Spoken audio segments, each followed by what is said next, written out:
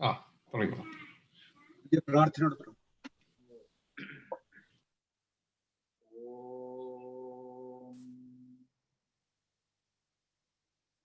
Guru Brahma, Guru Vishnu, Guru Devo Maheshwara, Guru Sakshat Param Brahma, Tasmai Shri Gurave Namaha. Om Sadashiva Samarambham Shankaracharya Madhyamam Asmadacharya Paryandam Vande Guru Paramparam.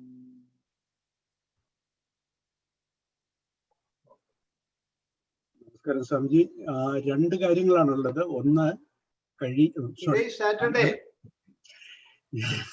All right. Sorry for that. So there are couple of things. Once last week, Swamiji asked us to remind you about the temple and the Kerala temple situation, number one. And we have a question from Kamalaji. And we have another question because tomorrow is the World Yoga Day. So these are the three things. Before you start, I would like to get to your attention, Swamiji. Yeah.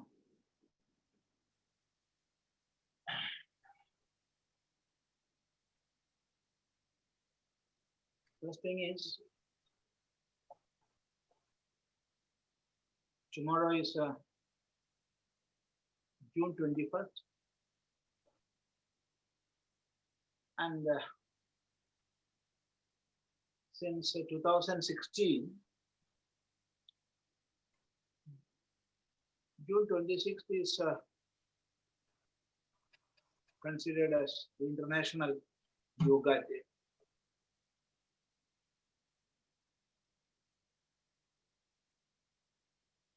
Day by day, the importance of Yoga Shastra and yoga as a method to keep body, mind, intellect complex.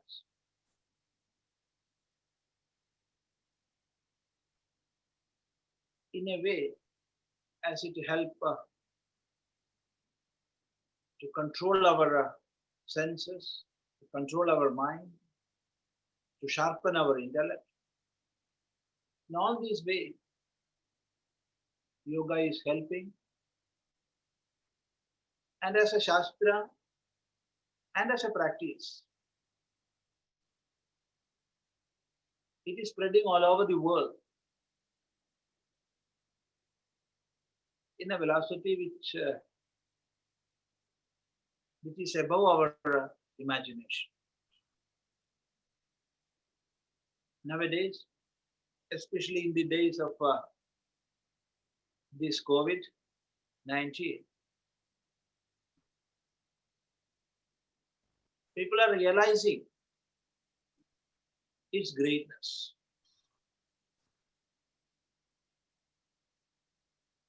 How it helps to build the immune system, and how practice of yogasanas and pranayama are making the mind more strong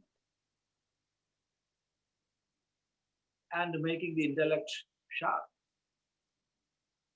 That the world is realizing nowadays. So the importance of yoga, both as a Shastra and practice, that is spreading, that is increasing. Especially after the United Nations declared the International Yoga Day. It's increasing. And as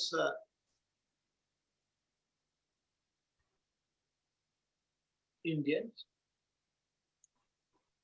or as Bharatiyans.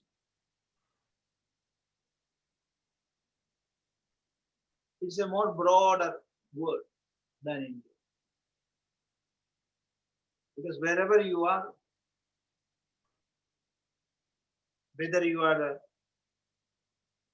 in America or Europe or Australia, wherever you are, you can be a Bharatiya by imbibing the great values of Bharat. Irrespective of your nationality, your color, your gender, you can imbibe the spirit of Bharat and become a Bharatiya. So all Bharatiyas can be proud of this, that all nations present unanimously supported the motion brought in by Bharat to declare International Yoga Day. It was declared unanimously, and almost all member nations were present in that meeting.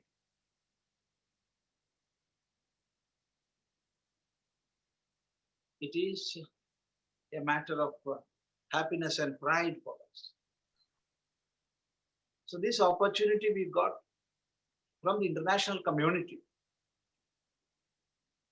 especially from such a platform as United Nations, to spread yoga everywhere. And this year, tomorrow is that day. So let us remember this. Let us practice. Those who are not practicing, they can start practicing. Those who are practicing, they can do more devotedly. Because the devotion in the practice will take us further, upward.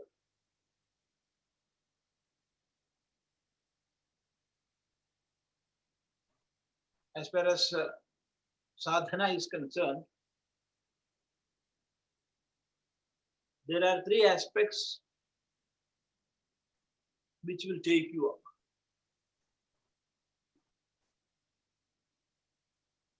That is there in one aphorism written by Bhagavan Patanjali. Satu, Dirghakala, Nairandarya, Satkarase Vido Dridhabhumi. You must be ready to do for a long period. Dirghakala.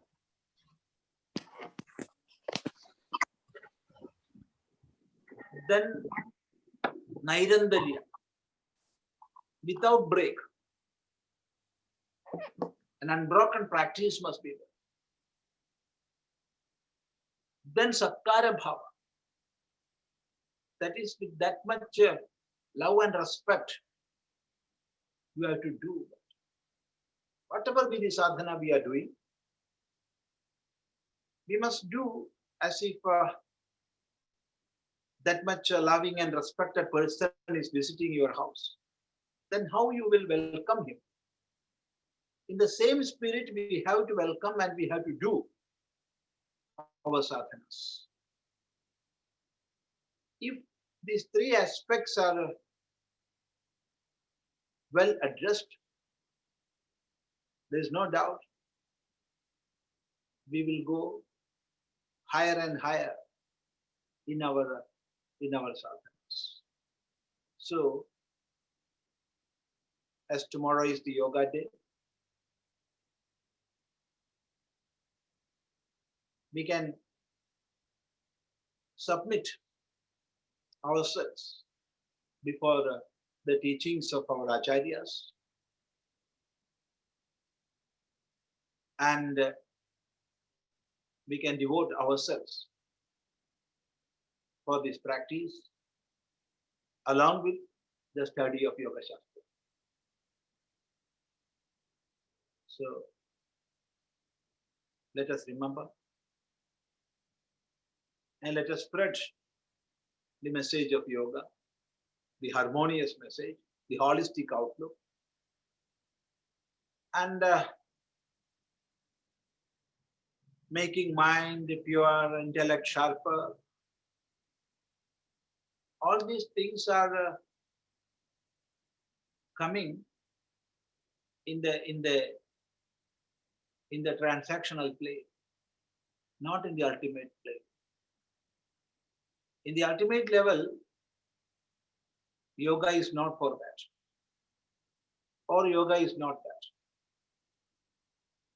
In the highest plane, yoga is union, becoming one, coming together and becoming one. Union of what? Of the inquired and the inquirer. That is coming together and becoming one of the inquirer and inquired. That is yoga. And that is the highest meaning of yoga. But of course, when we are talking to the world, then we have to take the first level of yoga, that is connected with the mind and intellect. And in the common world, in the initial stage, even to lower levels, we have to come. And there comes the health aspect, immunity aspect,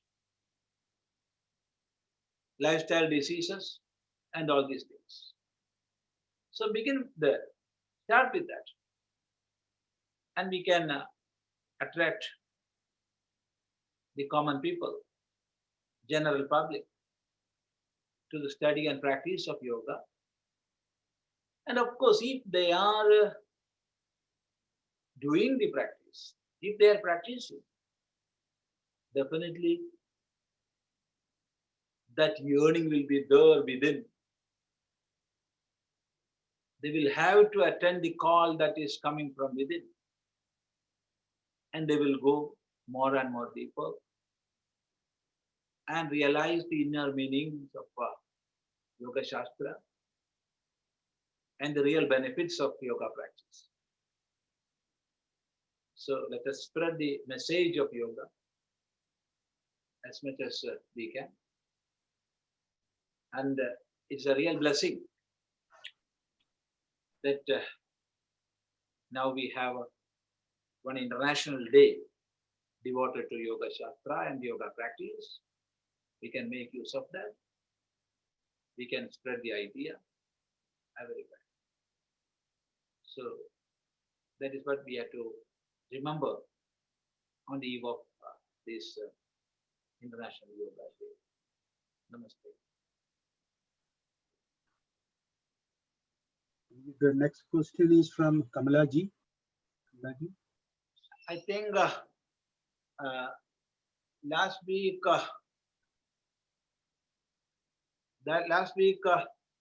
we were discussing about temples and how temples are being administered by government. That aspect. It's a long topic, but even though it is a long topic, we have to discuss it, and we have to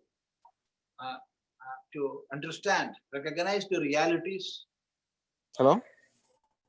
And we must go further practically to get freedom from the clutches of politics and politicians.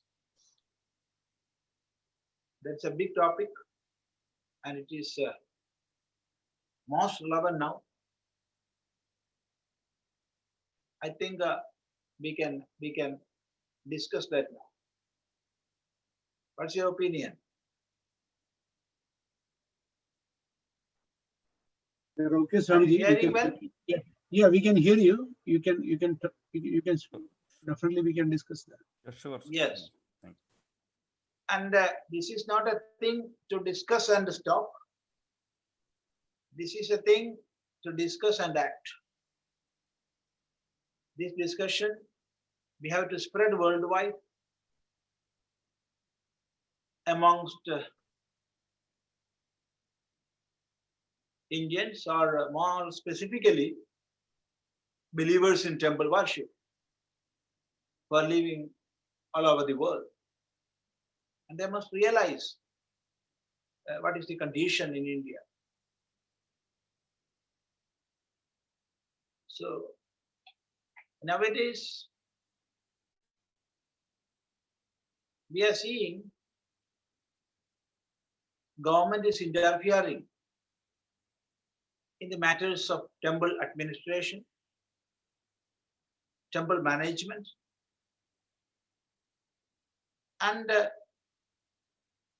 they are doing all sorts of anti-Hindu activities that we are seeing as daylight. It's a fact before us. And everybody is complaining. But complaining will not do. So we have to understand the pros and cons of this thing. And to enter into the topic, let us remember some incidents happened in the near past. Everybody in India and all those who are living in another places, another countries, everybody knows about what happened in Sabarimala. How it happened. I'm not going to repeat that. But in the deepest corners of our heart, that pain is still there. How that much atrocities were there against the Hindu psyche. And that too, from both the Devasam Board, Travancore Devasam Board, and Kerala government, especially the Kerala Devasam Board, Tiruvidampur Devasam Board, which is supposed to protect the temples and protect devotees and their feelings. They did that. And the Hindu psyche all over the world aroused. And we came together, fought together. And of course, the Honorable Supreme Court came with a judgment, and it transferred the whole things to a larger bench consisting of 9 judges, and it is before that bench now. So we are expecting a favorable judgment which will protect the age-old custom and the beliefs of temple worshippers. Let it be there. In 2018, when a large-scale flood came, Guruvayur Devasam Board donated some monies. I'm not remembering the actual amount, but however, it is some crores of rupees. The Chief Minister's Disaster Management Fund. And as it is against the bylaw or Guruvayur Devasam Board Act of 1978, it was that move of the Devasam Board was widely questioned, and it was questioned before the Honorable High Court of Kerala. And that case is before the Honorable High Court in the bench of Chief Justice. And even after that, this year, the Guruvayur Devasam Board donated 5 crores of rupees to the Chief Minister's fund. And again it was questioned. And the Honorable High Court of Kerala, even though the High Court didn't give a final judgment, it gave an interim order saying it is not a good procedure, and it got affidavit from the government of Kerala, from the Guruvayur Devasam Board, that they will not donate even a single paise in future. Then the Honorable High Court said, the amount you have donated to the Chief Minister's Fund, it is kept in pending, and the amount will be under the observation of the court. And if it is proved illegal, you will have to pay it back to the Devasam Board along with interest. So how these are happening? Because as per the Guruvayur Devasam Board Act of 1978, how they can spend monies, that aspect is covered by section 27 of the Act. This is a small act consisting only 43 sections.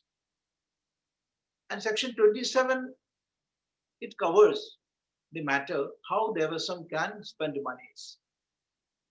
It is specifically written there. They can spend money only for temple purposes and other cultural activities connected with the temple. And of course, Guruvayur Devasam can donate to other Hindu religious organizations and to orphanages, which are either run by Hindu organizations or are run for Hindus, where the beneficiaries are Hindus. It is specifically written in the 27th section. So it is illegal. Donating to the secular fund, it is illegal. And then in this time of COVID-19, the Vidangur Devasam Board came up with a plan of selling all utensils which are not used there in the daily basis. Lamps, other utensils. See?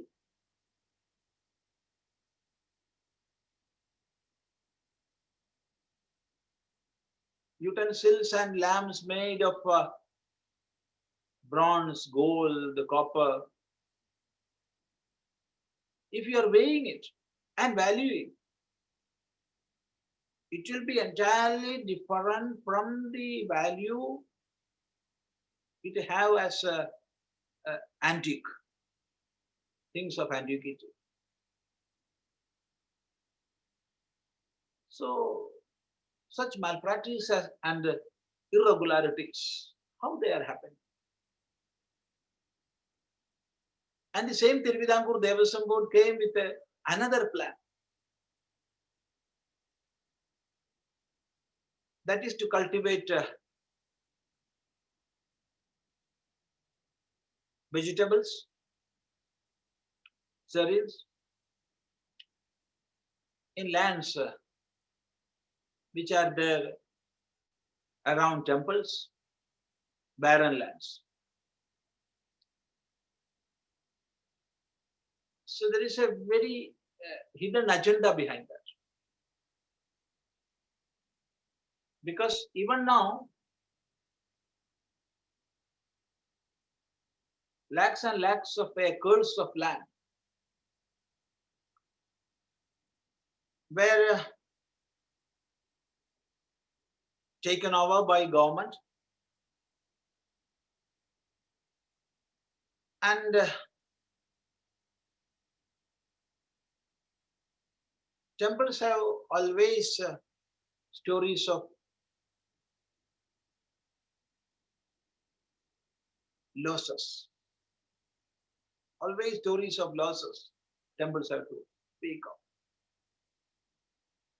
And again, this plan, there is a hidden agenda again to misappropriate the lands of temples. So the thing was brought before the Honorable High Court, and the order came, judgment came, and in strong words, Honorable High Court directed the Devasam Board not to do such things. So the question comes, how these are happening? These are only some examples.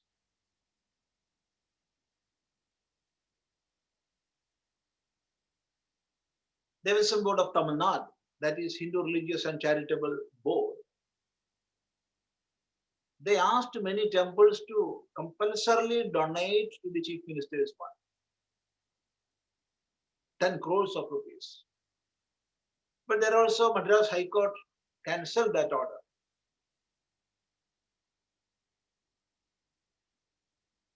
So this is the situation. Many a time, our temples are forcefully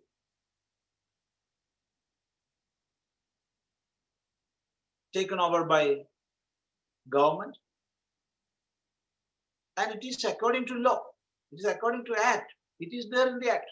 They can take over any Hindu organization, ashram, or temple just with a notification.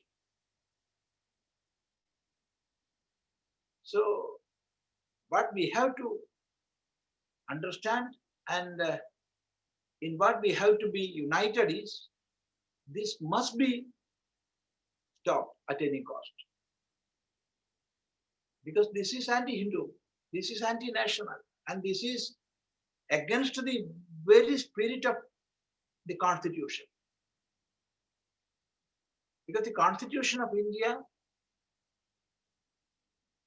it is providing freedom to practice one's own religion. It is giving freedom to conduct the affairs of institutions of religion, that is religious institutions as per the belief, faith. That is there. And equality is there before law, before the Constitution. And in India, Christians are managing Christian institutions. Of course, that should be so. We are supporting that. Muslims are managing Muslim institutions. Of course, that is the way it should go, and we are supporting that. But Hindu organizations, Hindu temples, which have land or money, which have income, government is coming and government is interfering and managing. This is not right. This is against the spirit of our constitution. So it must be stopped at any rate, at any cost. And whenever we are speaking this, that we must free our temples from the clutches of government and politicians. Many politicians are coming, even ministers, chief ministers are coming and speaking in public, especially in Kerala. No, we are supporting temples. We are not taking even a single paise from a temple. Instead, we are giving funds to temple. Every year we are giving grant in aid. And of course, as it is true, if we are observing the budget and the expenditure reports, it is true. But how many people know that it is not it is fulfilling an obligation? How many people know that? It is doing a responsibility. It is not granting something. And government interfered and is interfering in the affairs of temple only to take away wealth and money from temples. That is the history. To understand that, we have to have a clear picture how government came in the temple administration, how it happened. We have to understand that. In early years, many Hindu kings established temples, and many landlords and many undivided Hindu family group, they all established temples. And for the conduct of temple affairs, they set apart a certain land and of course other wealth in monies and in goods. Kings never interfered in the affairs of the temple. They never managed the temples. Temples were managed by either Mahatmas or Pujagas or local bodies constituted for that purpose. It was the system, it was the custom. And as everybody knows, there were thousands of temples all over Bharat. Temples were centers of worship. Temples were centers of culture, art, and above all, they are powerhouses of and for our society. So it were there.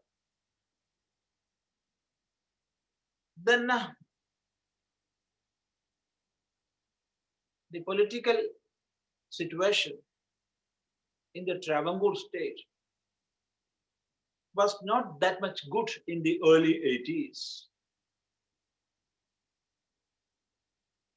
There were so many political problems. So, waiting to get an opportunity to pounce, East India Company, they jumped in and they approached the Queen of Travancore and offered, we will support you militarily, we will give our military support to you, and in return, you must give 8 lakh rupees as levy, tribute money. See, 8 lakhs of 1811. This happened in 1811. This offer was put forward by Colonel Munro, who represented East India Company.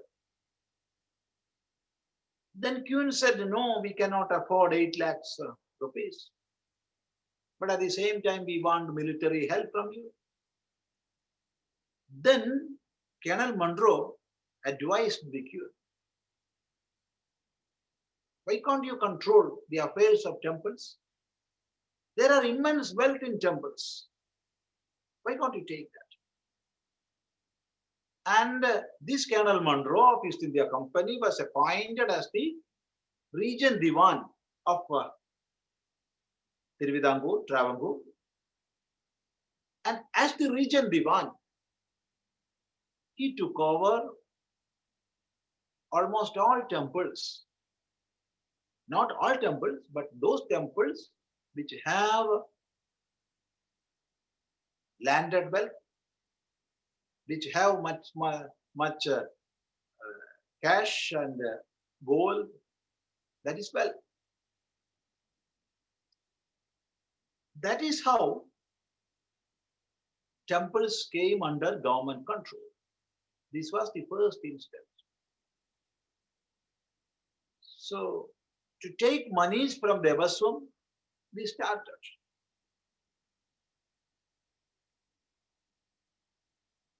And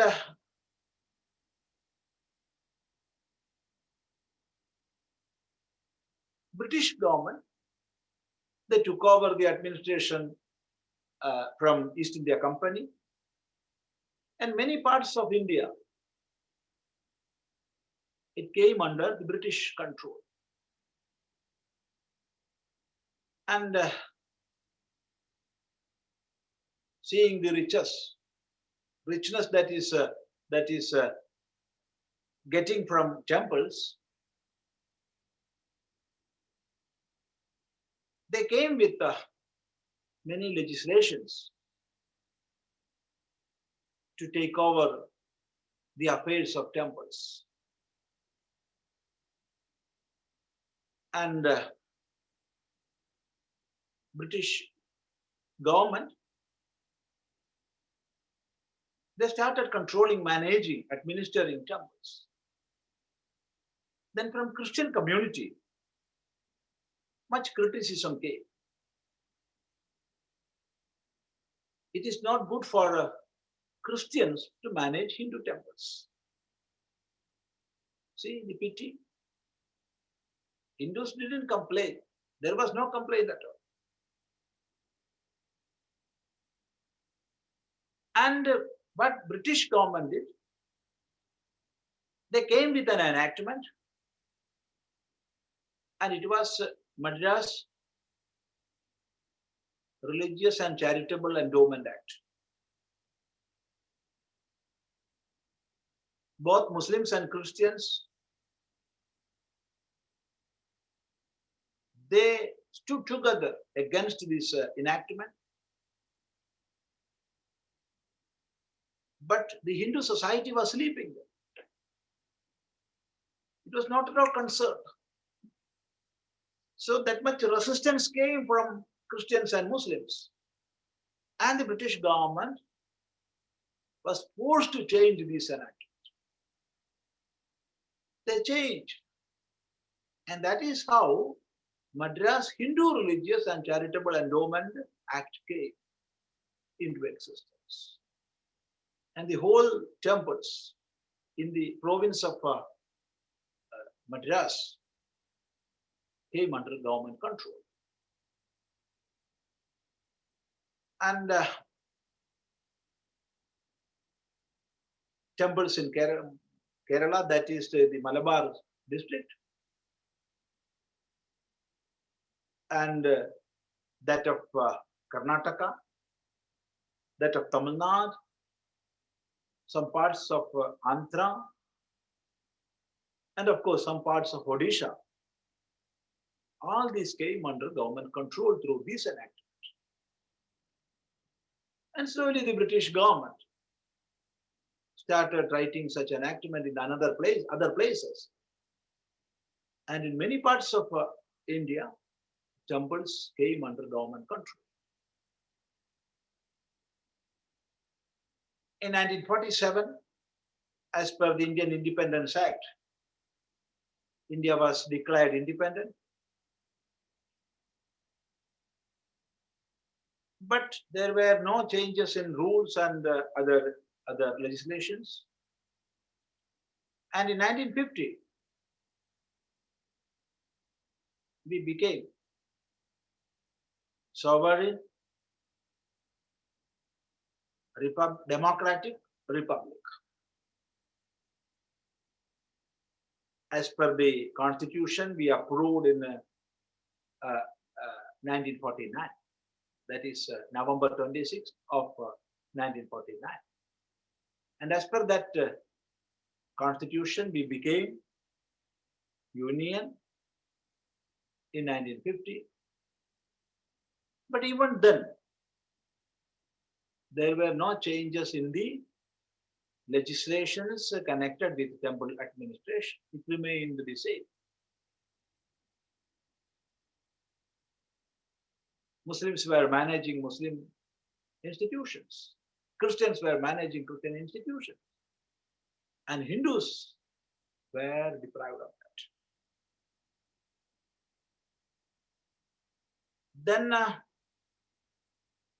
we can see in 1960s, because of the activities of many Hindu organizations and because of the teachings of many scholars and saints, slowly and slowly there was a revival in the Hindu psyche. Hindu spirit was rising slowly. And in 1960s, if we are observing, we can see there started a revival.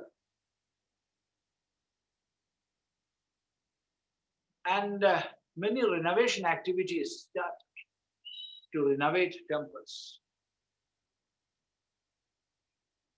And a momentum came. By the last of 1960s and the beginning of 1970s, many temples were renovated.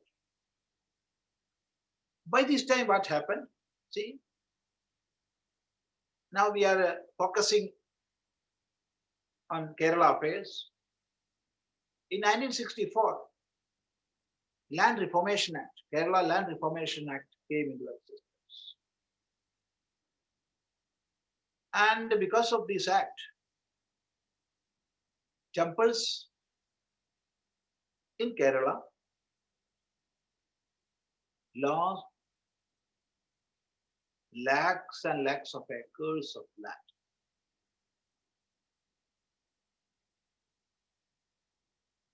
Of course, there was a provision for annuity. Government must pay annuity to temples which lost their land. And it was specifically mentioned in the rules that this annuity must be updated, taking into consideration the price index. So considering the price index in the society, the amount of annuity must be updated. So it is according to provision, but nothing happened.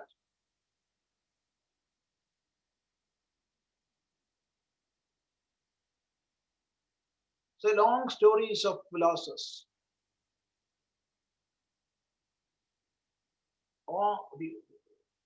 Almost all income,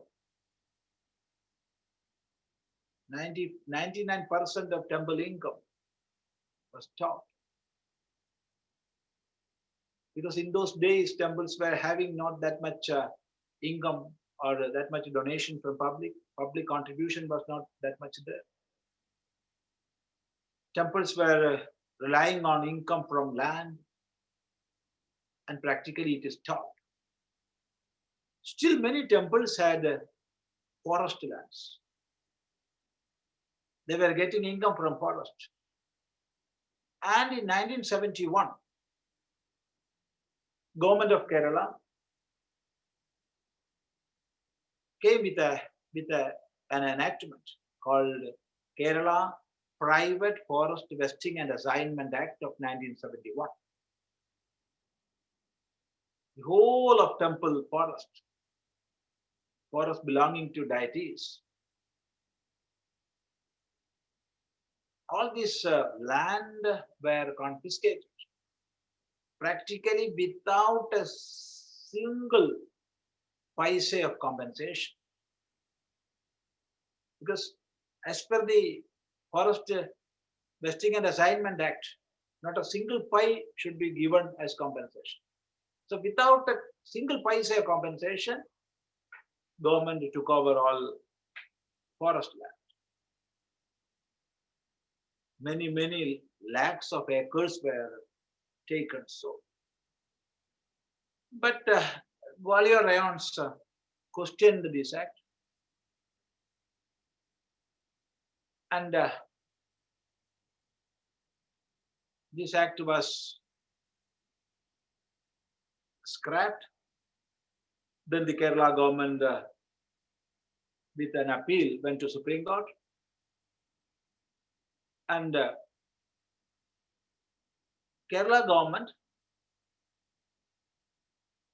argued in the Supreme Court that this land is for distributing to those who are landless agriculturists, and especially we will distribute the land to scheduled caste, to scheduled tribe citizens, and thereby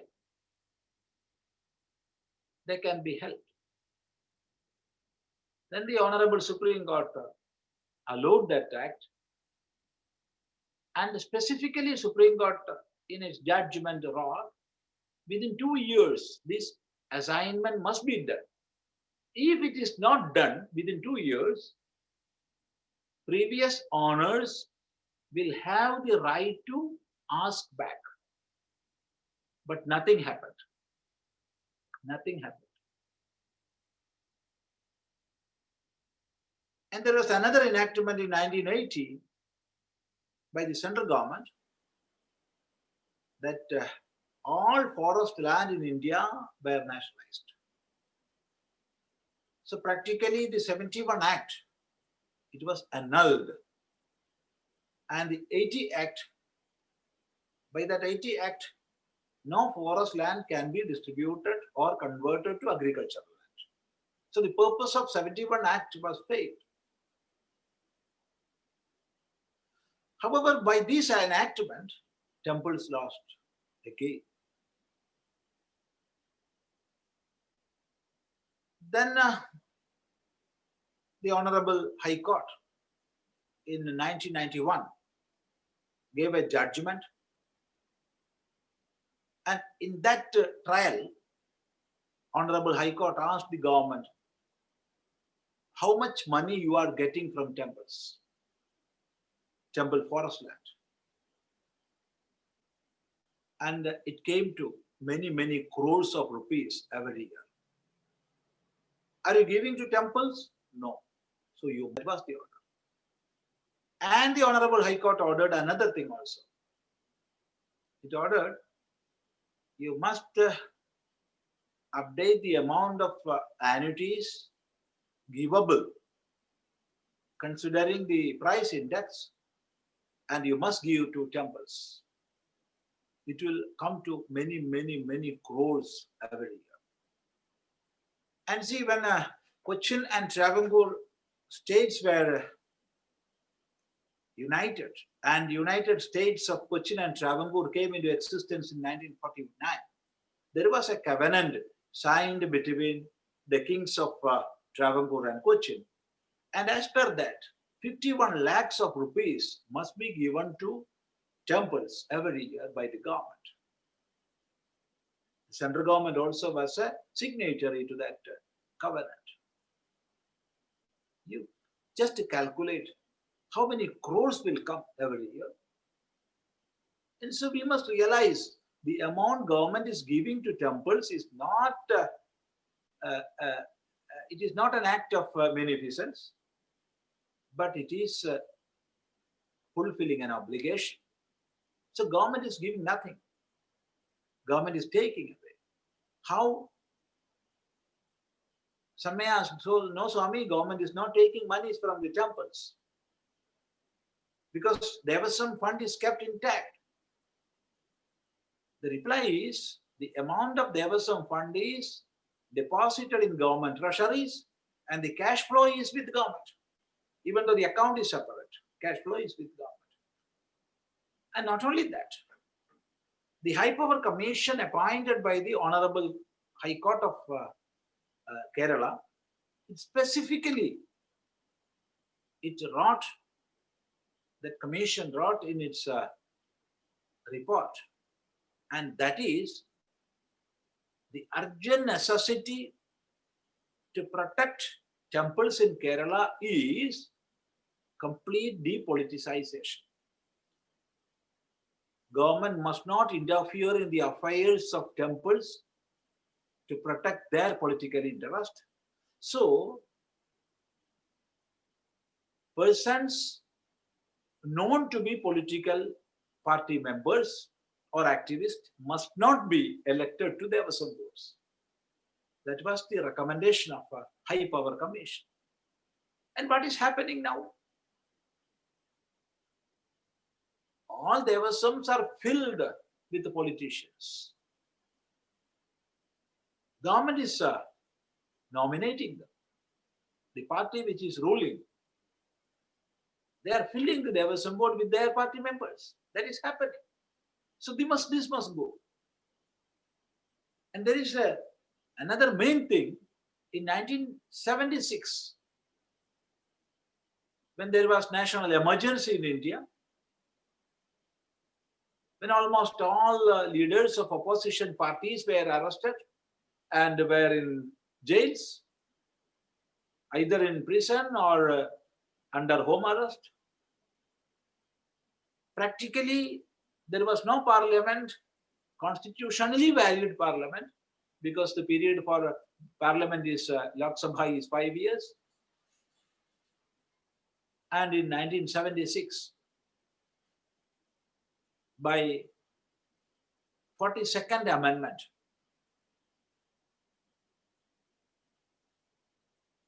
India became union of sovereign, socialist, secular, democratic republic. So the term secular came in our constitution.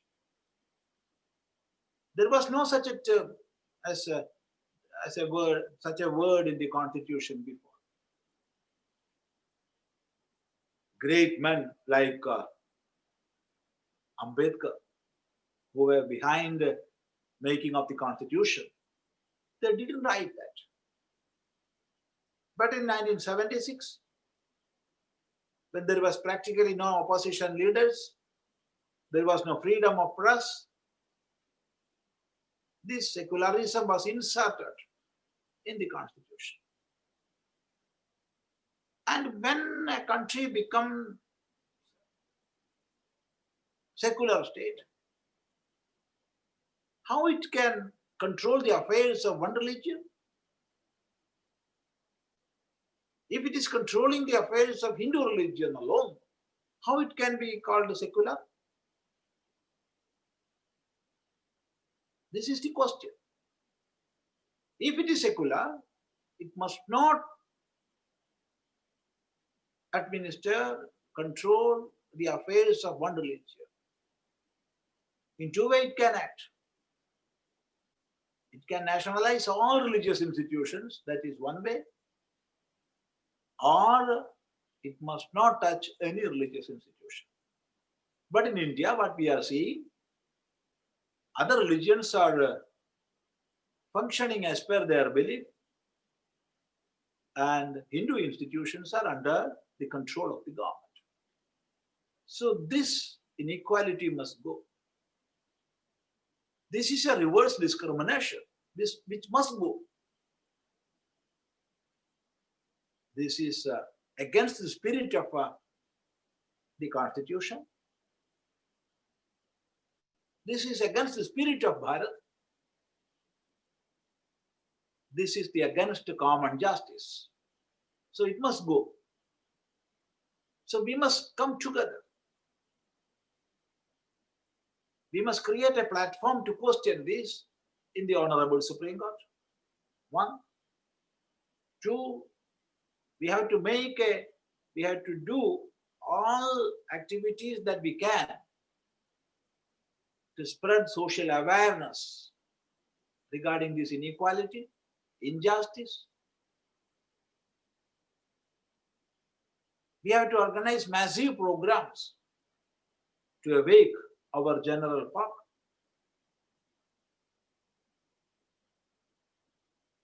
And of course, all ways and means to take this subject to central government. Because as religious institutions, it's a matter which is coming under the concurrent list of our constitution. It is not a state issue. Religious institutions are coming under concurrent list in the constitution.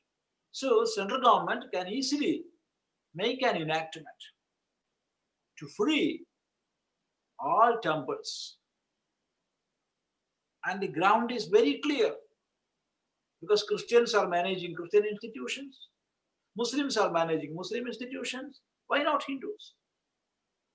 So justice is not there. This is denial of justice. So we must act for that. So we must make a platform. Of course, we will do that. All on a sudden, we cannot jump. We will have to make concrete platform in a practical, most realistic way. We have to act. And of course, when we go to the Honorable Supreme Court, or when we approach the central government, we must have an enactment well prepared with us. And we must have a plan, because the question will come: if Devasam boards must go, what is the way? How you will manage the temples? Who will manage? The answer is very clear, because even now there are so many committees, either societies or trust, in almost all temples which are not directly managed by Devasam boards. And even in temples which are managed by Devasam boards and government, there will be advisory committees and many other collectives like that. So in the same way, we can make committees in all temples, either societies or trust. Only believers must come in. Only believers, nobody else. Then from such committees, we can make panchayat committees. And from panchayat committees, we can make district committees. And from district committees, we can make state committees. And there must be advisory committees consisting of scholars of Veda, Tantra, and temple-based artists, then experts in temple sculpture, then Jyotisha. Such experts must be there. And of course, we must start educational institutions under the state committee, and it must conduct daily or weekly classes for children, and examinations must be there. teacher training institutes must be there. And of course, in other social service sectors also, we can establish institutions. If this happens, the present scenario will change. There will be a total shift in the Hindu psyche, which is going down and down every day. There will be a change. And of course, justice will rule. And this is the way through which we can act against the violation of our constitution. This we must do, but not all on a sudden. We must plan, practically move forward. So in one phase, we have to make a legislation.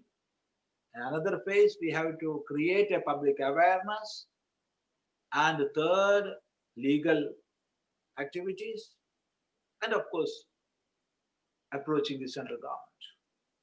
If all these four modes of activities are there, of course, we will have success in this great task. And if we are not undertaking this, the present situation will follow, and it will be the fall of our community and the general psyche. And this is an aspect where believers of Christian and Muslim faith will come with us. They will also come with us. There is no doubt. Because we are asking not for anything else. We are asking for common justice.